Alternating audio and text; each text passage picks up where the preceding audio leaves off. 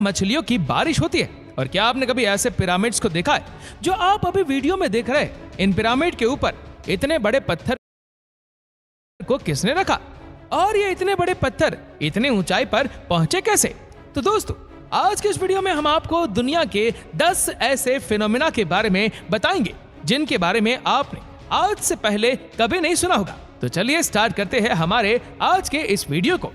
Top 10 natural phenomena in the world. Number 10, lake Natron. East Africa के Tanzania में एक झील मौजूद है जिसके ऊपर से गुजरने वाले पक्षियों को ये पत्थर का बना देती है। जी हाँ, आपने आज से पहले ऐसा कभी नहीं सुना होगा, लेकिन लेक नेट्रोन में ऐसा सच में होता है। इस झील में आपको बहुत सारे पक्षियों के स्टेच्यू देखने को मिल जाएंगे। जो पक्षी इस झील के ऊपर से गुजरे होंगे और वो पत्थर बन गए, कोई भी इस झील के बारे में आज तक ये पता नहीं लगा पाया कि इस झील के ऊपर से गुजरने वाले बर्ड्स झील में गिर के पत्थर के क्यों बन जाते हैं। लेकिन कुछ रिसर्चर्स का मानना है कि लेक के रिफ्लेक्टिव नेचर ने उन्हें अपनी तरफ खींचा होगा और इन बर्ड्स के पानी में गिरने के बाद पानी में सोडा और नमक की मात्रा ज्यादा होने की वजह से इन पक्षियों की डेड बॉडीज पत्थर में बदल गई होंगी। Number 9, hailstorm. बारिश के समय में कभी कभी ओले गिरते हुए तो आप सभी ने देखे ही होंगे और उस टाइम पर आपने काफी एंजॉय भी किया होगा। लेकिन 8 फरवरी 2018 में ओले भी पड़ रहे थे, लेकिन कुछ समय के बाद ही इन छोटे छोटे ओलों ने अपना एक आक्रामक रूप धारण कर लिया और तेज हवा के साथ साथ एक टेनिस बॉल जितने बड़े ओले गिरने लगे। ये ठोस ओले इतने बड़े थे कि अगर ये ओले किसी के सर में भी लग जाए तो उसका सर ही फट जाए। ये ओले जहां पर भी गिर रहे थे वहां पर इनकी वजह से भारी नुकसान भी हो रहा था। कुछ गाड़ियों के तो इतने बड़े ओलों की वजह से कांच के शीशे भी टूट गए। बहुत से लोगों को चोटें भी आई और कुछ लोगों को सीरियस इंजरीज भी हुई। ऐसी घटना दुनिया में कई बार देखी जा चुकी है, लेकिन उन जगहों पर अर्जेंटीना जितने बड़े ओले कभी नहीं देखे होंगे।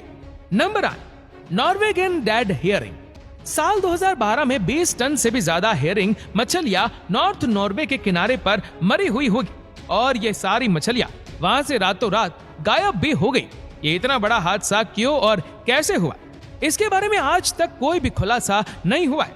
बहुत सारे साइंटिस्टों ने इस घटना को अपने एक्सपीरियंस के बेस पर बताया, लेकिन कोई भी इस घटना को सही से एक्सप्लेन नहीं कर पाया कि 20 टन से भी ज्यादा मछलियां किनारे पर आकर कैसे मर गई और वो सारी की सारी मछलियां वहां से रातों रात गायब कैसे हो गई। कुछ एक्सपर्ट्स ने बताया कि ये मछलियां तेज तूफान की वजह से किनारे पर आ गई होंगी, जिसकी वजह से ये मछलियां किनारे पर आकर मर गई होगी। तो कुछ का कहना है कि ऐसा किसी बीमारी की वजह से हुआ होगा, लेकिन आज तक इस घटना के बारे में कोई भी सही एक्सप्लेनेशन नहीं दे पाया है। Number 7, ringing rock. पेनिसिल्वेनिया में पहाड़ों की चोटी पर एक रहस्यमय चट्टानों से भरा हुआ क्षेत्र है और इसके बारे में कोई भी नहीं जानता कि ये चट्टानें यहाँ पर क्यों और कैसे आई। ये चट्टानें इसलिए लोगों के लिए रहस्य है क्योंकि इन चट्टानों पर किसी चीज के टकराने पर किसी म्यूजिकल इंस्ट्रूमेंटल की तरह आवाज आती है और यहाँ की हर चट्टान की अपनी एक अलग आवाज है।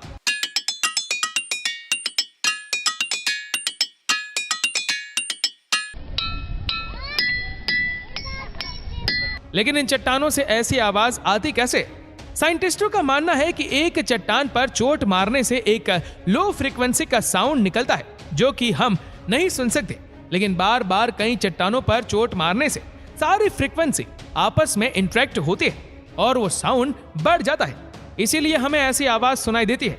लेकिन इस पर श्योर कोई भी नहीं है, इसीलिए ये आज तक एक रहस्य बना हुआ है। नंबर 6, शनई टाइम्पिक्स का रिवर। ये एक ऐसी रिवर है जिसे हॉट रिवर के नाम से भी जाना जाता है क्योंकि ये रिवर दुनिया की इकलौती बॉइलिंग रिवर है। इस रिवर की लंबाई 6.4 किलोमीटर है और इस रिवर में आज तक जो भी जीव गिरा वो बच नहीं पाया और वो जीव बचेगा भी कैसे, क्योंकि इस रिवर का टेम्परेचर लगभग 100 डिग्री सेल्सियस तक है जो कि मिनटों में किसी भी इंसान तक को उबाल सकता है। इसके इस खौलते हुए पानी की वजह से इसे बॉइलिंग रिवर के नाम से जाना जाता है। साइंटिस्टों के अनुसार ऐसी किसी उबलती हुई नदी का होना इम्पॉसिबल है। बस एक ही कारण है जिससे कोई नदी इतना ज्यादा उबल सकती है, वो है कि इस नदी के आसपास कोई एक्टिव ज्वालामुखी होना चाहिए। लेकिन इस नदी के पास क्या दूर दूर तक कोई भी एक्टिव ज्वालामुखी नहीं है और जो एक्टिव ज्वालामुखी है भी वो इस नदी से कोई 100 या 200 किलोमीटर दूर नहीं है, बल्कि 700 किलोमीटर दूर है। इसीलिए साइंटिस्ट इस नदी के पानी के उबलने का कोई पता नहीं लगा पाए। इस नदी में कोई अगर आधा सेकंड के लिए भी अपना हाथ या पैर पानी में डुबो दे तो हाथ पर जलने के 3rd डिग्री तक घाव हो जाएंगे। इस नदी में किसी के भी गिरने से मौत हो सकती है। नंबर 5, मॉविल केव। साल 1986 में एक कंस्ट्रक्शन के दौरान खुदाई में कुछ वर्कर्स को दुनिया की सबसे अजीबोगरीब एक गुफा मिली जो पूरी तरह से बंद थी। ये गुफा रोमानिया में मौजूद है। इस गुफा से रिलेटेड एक बहुत ही इंटरेस्टिंग बात है, वो ये है कि ये गुफा पिछले 55 लाख सालों से ऐसे ही बंद थी। सदियों से इस गुफा में हवा और सनलाइट भी नहीं पहुंची थी।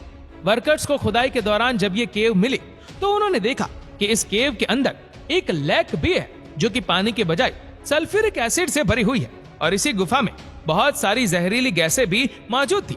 लेकिन इस गुफा में इतनी जहरीली गैसें होने के बावजूद भी इसमें कुछ छोटे बैक्टीरिया और जलीय जीव भी मौजूद थे जो कि जहरीली गैस के साथ 55 लाख सालों से यहाँ पर जी रहे थे। इस गुफा में मौजूद जीव को पहले कभी धरती पर नहीं देखा गया था। इन अजीबोगरीब जानवरों ने लोगों को सोचने पर मजबूर कर दिया कि इन जीवों ने इतनी जहरीली जगह पर इतने लाखों सालों तक सरवाइव कैसे किया। Number 4, tree waterfall.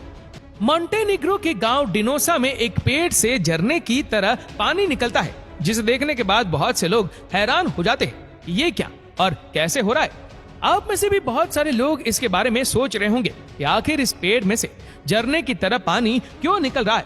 जब भी इस गांव में भारी बारिश होती है तो ये पेड़ एक झरने में बदल जाता है। लेकिन ये कोई चमत्कार नहीं बल्कि एक नेचुरल फिनोमेना है।